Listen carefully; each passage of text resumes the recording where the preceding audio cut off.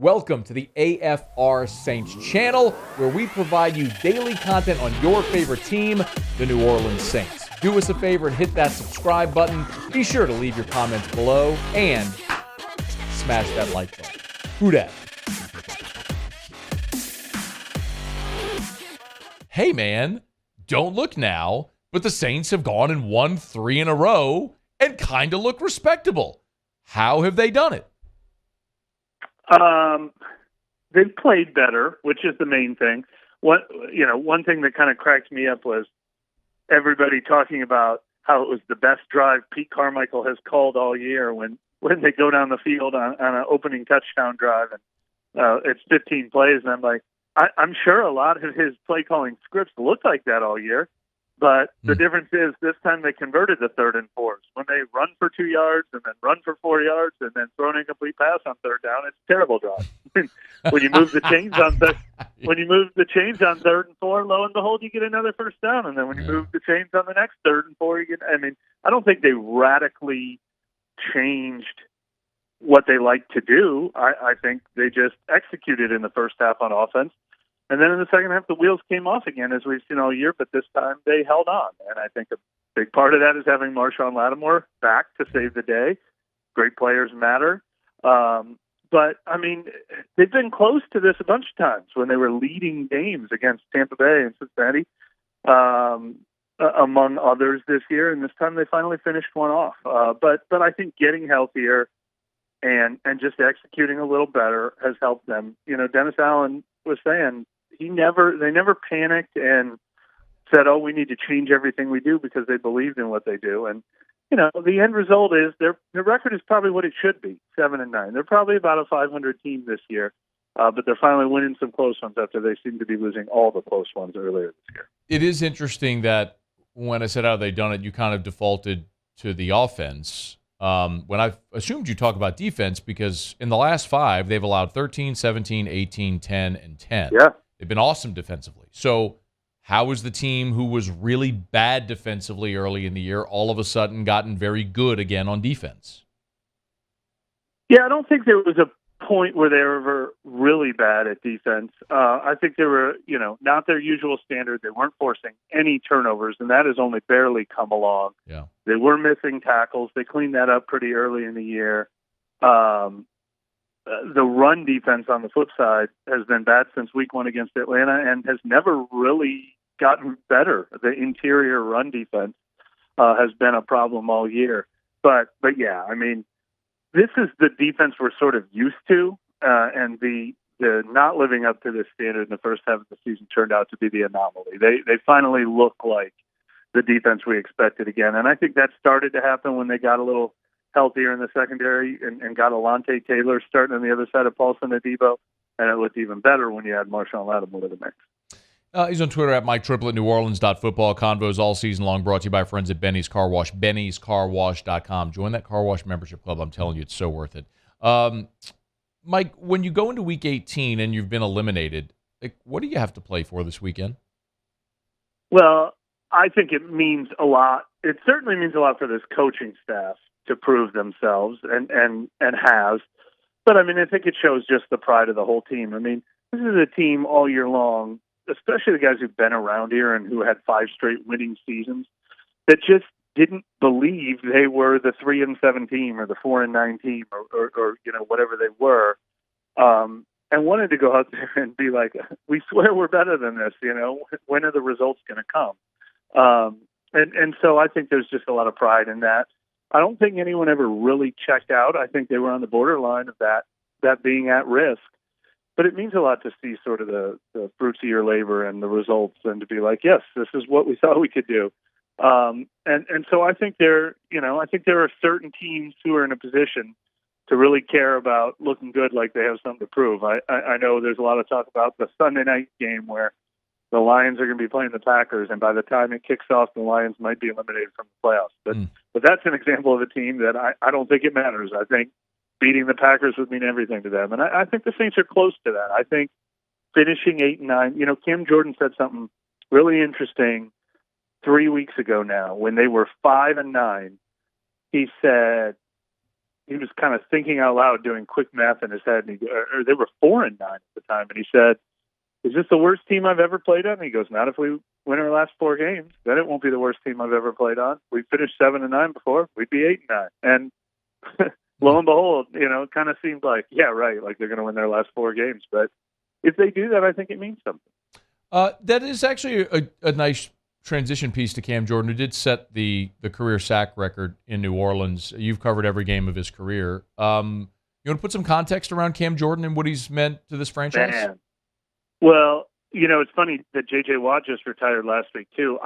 We were having a discussion about, J.J. Watt had like 4 or 5 incredible seasons, but then his career kind of ended without the longevity.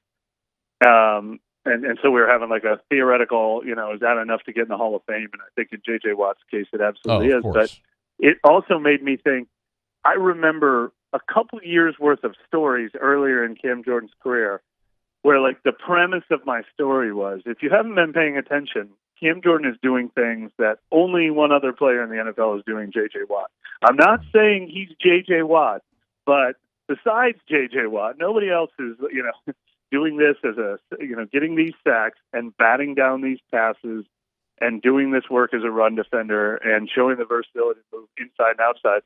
And now that Cam Jordan has added the longevity to that, his total numbers are going to be side by side and ahead of J.J. Watt. And you don't even have to apologize to put them in the same sentence, I don't think, anymore. He never reached quite that peak, but he came pretty close when he finally had some all-pro seasons and, some 15-sack type of seasons.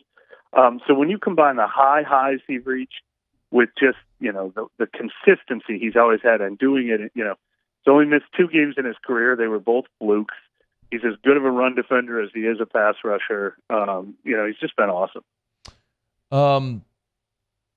I had this conversation. You won't remember this. Okay. But I had this conversation with you. This predated my time here. Like, I was at a different radio station when I was like a child doing radio. But you were nice enough to humor me and come on the show. And I asked you about Jari Evans being a Hall of Famer. Because my assumption was, of course, Jari Evans is going to be all these All-Pros. And you kind of checked me and you said, well, not so fast. And again, Jari Evans was still playing. So the full body of work was not done. But your point was, there's a lot of guys who made All-Pro like that haven't made it into the Hall of Fame.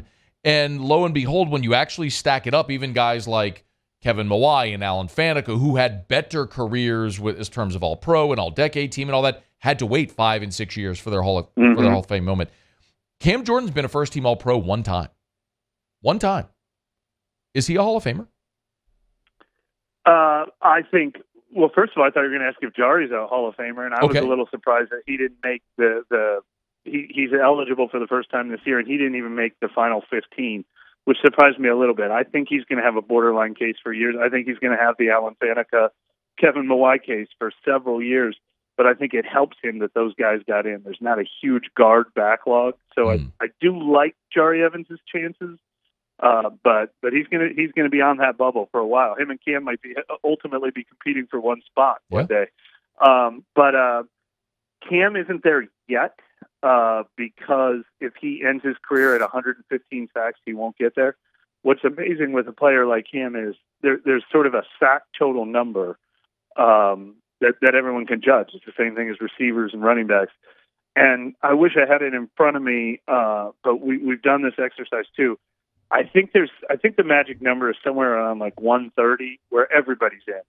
And then if it gets down to like 125, all of a sudden there's like a John Abraham. He wasn't quite, Hall of Fame, like it starts to get to like, all right, half those guys are in, but half those guys are almost got there.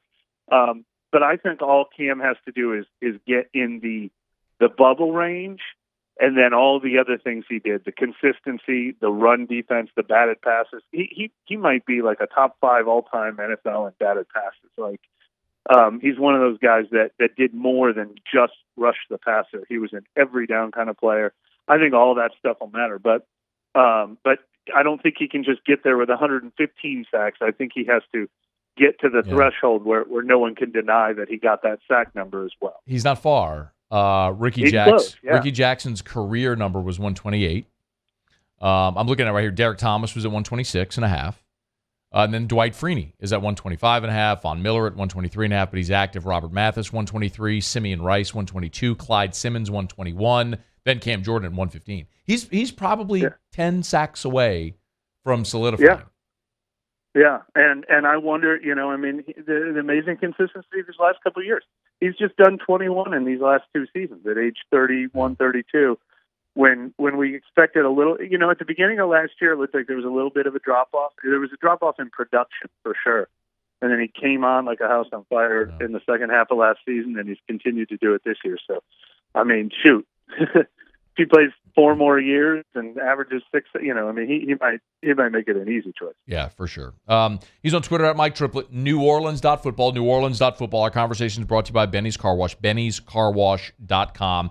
Hit the Wash Club memberships tab and join up. Trust me, it's totally worth it. For as low as $15 a month, you can get unlimited car washes at Benny's. 2 more things, and we could do them quickly. Number 1, is Dennis Allen the coach of the Saints next year? Yeah, I think so.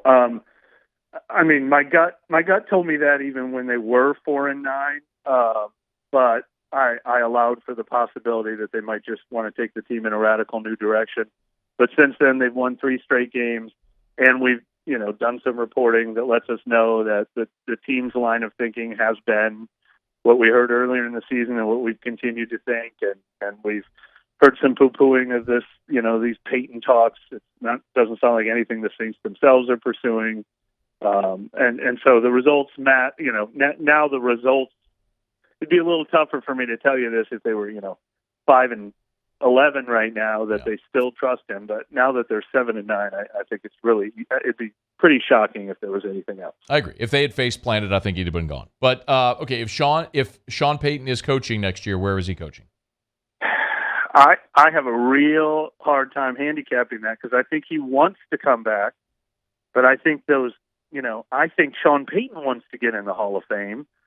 And so if he's thinking, the Chargers didn't fire their coach, I might want to wait a year to work with Justin Herbert, or maybe the Cowboys will fire Mike McCarthy fire Robert Saleh next year. Is he willing to wait a year for an even better situation, or does he talk himself into a Denver or an Arizona? Denver's tough because not only is it Russell Wilson, they have a GM in place. He wouldn't get to handpick his GM. Arizona, you're married to Kyler Murray, and he's coming off a torn ACL. I just don't know what the team is. I don't know that he'd go to Carolina. I think they'd be willing to pay a lot for him. But does he believe that their ownership can get it done? Because he wants to know that the ownership has a good track record. So I think he wants to talk himself into one of these jobs, but I have a hard time handicapping which one I think it will be. Okay.